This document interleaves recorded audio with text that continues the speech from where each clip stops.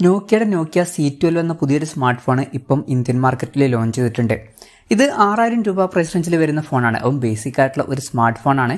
ഈ ഒരു വീഡിയോയിൽ നമ്മൾ നോക്കാൻ പോകുന്നത് Nokia C12 എന്ന ഫോണിന്റെ ഒരു സ്പെസിഫിക്കേഷൻ അനാലിസിസ് ആണ്. നമ്മൾ കാര്യങ്ങൾ 3 സെക്ഷനിലായിട്ടാണ് പറയാൻ പോകുന്നത്. ആദ്യത്തെ ഒരു സെക്ഷനിൽ ഈ ഒരു പ്രൈസ് റേഞ്ചിൽ എടുത്തു പറയേണ്ട ഫീച്ചേഴ്സിനെ കുറിച്ചിട്ടാണ് പറയുന്നത്. അടുത്തൊരു സെക്ഷനിൽ ഈ ഒരു പ്രൈസ് റേഞ്ചിൽ വലിയ തിരക്കേടില്ല എന്ന് തോന്നിയിട്ടുള്ള ഫീച്ചേഴ്സിനെ കുറിച്ചിട്ടാണ് പറയുന്നത്. അതിൻ്റെ അടുത്തൊരു സെക്ഷനിൽ ഈ ഒരു പ്രൈസ് റേഞ്ചിൽ നിരാശപ്പെടുത്തി എന്ന് തോന്നിയിട്ടുള്ള ഫീച്ചേഴ്സിനെ കുറിച്ചിട്ടാണ് പറയുന്നത്. അത് നമ്മൾ എടുത്തു പറയേണ്ട ഫീച്ചേഴ്സിനെ പറ്റി പറയുകയാണെന്നുണ്ടെങ്കിൽ ഒന്നാമത്തെ ഒരു കാര്യം, ഇതിൽ 64 GB ഇന്റേണൽ വരുന്നുണ്ട്. സാധാരണ 6000 രൂപ പ്രൈസ് റേഞ്ചിൽ ഇപ്പോൾ 32 GB ഇന്റേണലൊക്കെയാണ് വരാറ്. എന്നാൽ ഈ ഫോണിൽ 64 GB ഇന്റേണൽ വരുന്നുണ്ട്. അപ്പം അത് എടുത്തു പറയേണ്ട ഒരു കാര്യം തന്നെയാണ്. അതുപോലെ തന്നെ IP52 റേറ്റിംഗും ഇതിൽ സപ്പോർട്ട് ചെയ്യുന്നുണ്ട്. അപ്പം ഒഫീഷ്യലായിട്ടുള്ള ഒരു IP റേറ്റിംഗ് കൊടുത്തിട്ടുണ്ട്.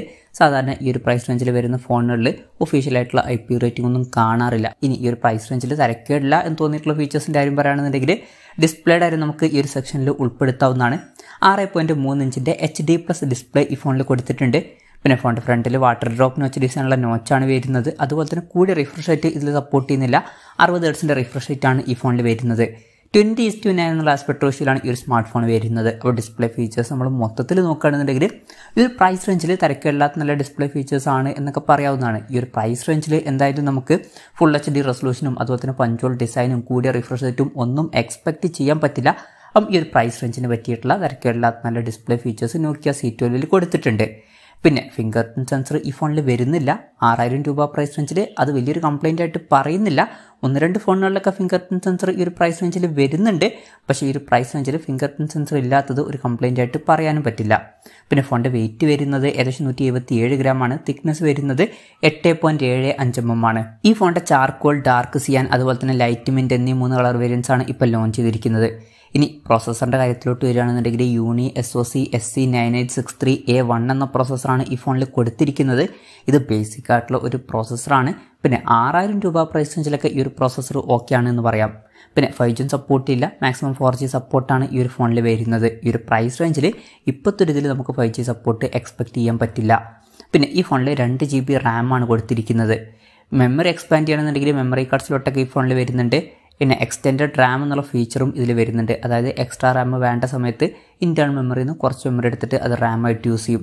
പിന്നെ സിംഗിൾ സ്പീക്കറാണ് ഈ ഫോണിൽ വരുന്നത്. ഈ ഒരു പ്രൈസ് റേഞ്ചിൽ അതേ നമുക്ക് എക്സ്പെക്റ്റ് ചെയ്യാൻ പറ്റുള്ളൂ.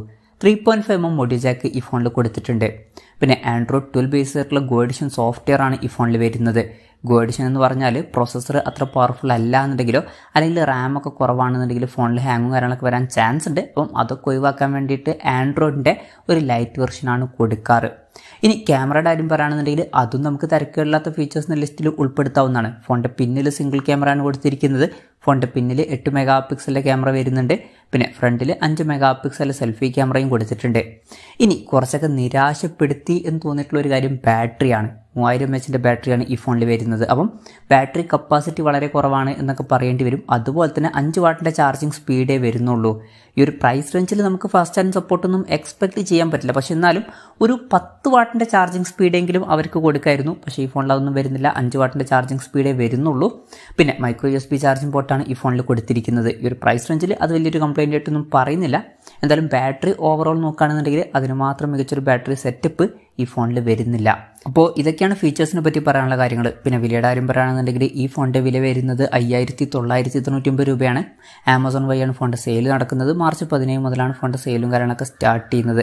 എന്തായാലും ഓവറോൾ നോക്കുകയാണെന്നുണ്ടെങ്കിൽ 6000 രൂപ പ്രൈസ് റേഞ്ചിൽ Nokia C12 എന്ന സ്മാർട്ട് ഫോണിൽ തിരക്കേടില്ലാത്ത ചില ഫീച്ചേഴ്സ് കൊടുത്തിട്ടുണ്ട്. ഇപ്പം ഈ ഒരു പ്രൈസ് റേഞ്ചിൽ 64 GB ഇന്റേണലൊക്കെ നിങ്ങൾക്ക് വേണമെന്നുണ്ടെങ്കിൽ ഈ ഒരു സ്മാർട്ട് ഫോൺ നോക്കാവുന്നതാണ്. അതുപോലെ തന്നെ IP52 റേറ്റിംഗും ഇതിൽ വരുന്നുണ്ട്. പിന്നെ ബാറ്ററി സെറ്റപ്പും കുറച്ചും കൂടി നന്നാക്കിയിരുന്നെങ്കിൽ കുറച്ചും കൂടി നന്നായേനെ എന്നാണ് എനിക്ക് തോന്നിയിട്ടുള്ളത്. എന്തായാലും 64 GB ഇന്റേണൽ ഈ ഒരു പ്രൈസ് റേഞ്ചിൽ വേണം എന്നുണ്ടെങ്കിൽ ഈ ഒരു ഫോൺ കൺസിഡർ ചെയ്യാം എന്നാണ് എനിക്ക് തോന്നിയിട്ടുള്ളത്. പിന്നെ ബാറ്ററി കപ്പാസിറ്റി കുറവാണ്, അതുപോലെ തന്നെ ചാർജിങ് സ്പീഡും കുറവാണ് എന്നുള്ള കാര്യം ശ്രദ്ധിക്കുകയും വേണം. എന്തായാലും Nokia C12 എന്ന സ്മാർട്ട് ഫോണിനെ പറ്റിയിട്ടുള്ള നിങ്ങളുടെ അഭിപ്രായം ജസ്റ്റ് ഒന്ന് കമൻറ്റ് ചെയ്യുക.